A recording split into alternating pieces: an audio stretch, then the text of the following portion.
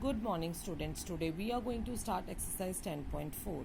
So in this exercise we are going to learn about these two theorems. The theorem is equal chords of a circle or of the congruent circles. If you have two circles and they are congruent are equidistant from the center. It means if the two chords of a circle are equal, it means like PQ is equals to RS. If it is given that, what does it mean? That they are equidistant from the center. Equidistant from the center means the distance between the chord and the center. You can say that this is OL, and from this chord to this center is OM. They are also equal.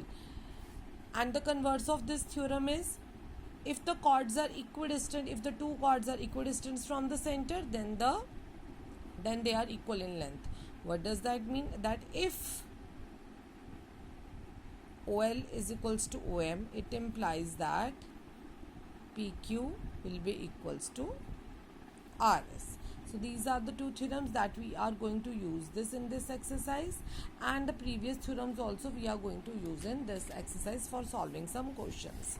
Let's start with the exercise 10.4 question number 1. What is given? That there are the two circles of radii 5 cm and the 3 cm intersect at the 2 points P and Q, suppose, and the distance between their center is 4 cm. OS is 4 cm. This is 5 cm and this is 3 cm. This full is 4 cm OS. So you need to find out the length of the common chord. You need to find out the PQ. As you know that we have already studied one theorem in the previous exercise, that question also we have done, that if we have this common chord and the distance between the two centers always perpendicular to this chord, so my OS is perpendicular to this chord and it is also bisecting this chord.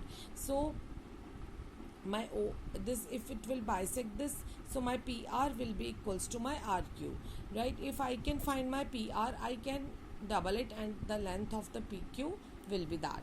So now how to find PR? Since we know this 5 and 3 but we don't know these two, by Pythagoras theorem, if we will be able to find out these two, we can we can easily find out this and this total, right? So this is total 4. So if I suppose this length RS will be X, I can find this easily. So now let's take this triangle PRO. In this, by the Pythagoras theorem, since it is a perpendicular, so it is a right angle triangle, so OP square will be OR square plus PR square. So if this is my total 4, what will be my OR? And this is X. This is 4 minus X. So the OR will be 4 minus X. OP, you know that this is 5. And PR we want to calculate.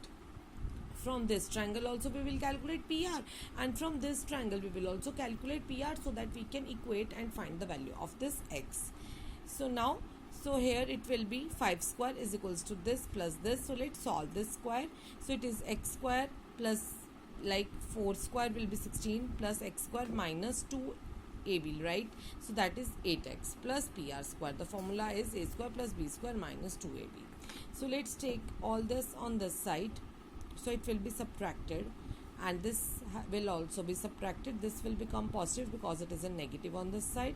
So my PR square will be 25 minus 16 will be 9 minus X square plus 8X. So, or you can write it as this equals to PR square.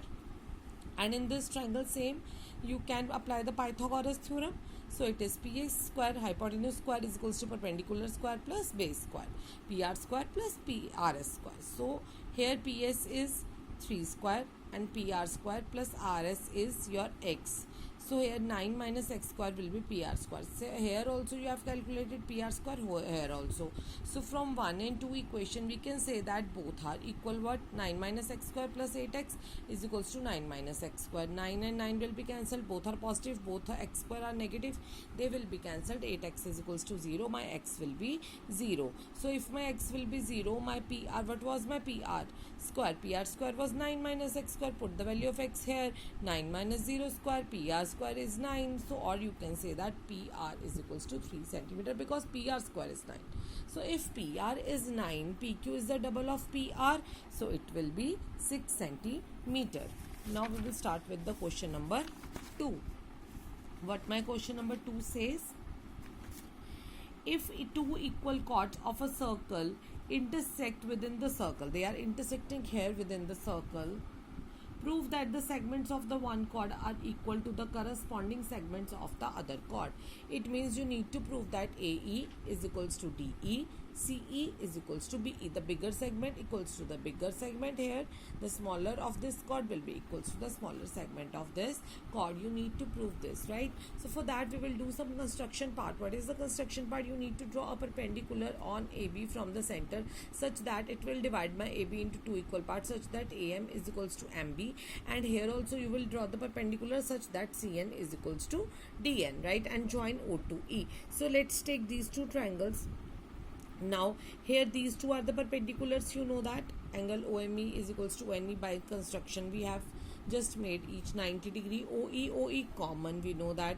Since also I know that OM is equals to ON, because if the chords are equal, you know that we have just read the theorem, if the chords are equal they will be equidistant from the center. So OM is equals to ON. So now by RHS both the triangles are congruent, and you can see that ME is equals to NE by CPCT. So if ME is equals to NE by CPCT, now how this is going to help us? Since my AB is equals to CD, we know that their halves will also be equal. That means these perpendiculars have already divided them equal halves. That means AM is equals to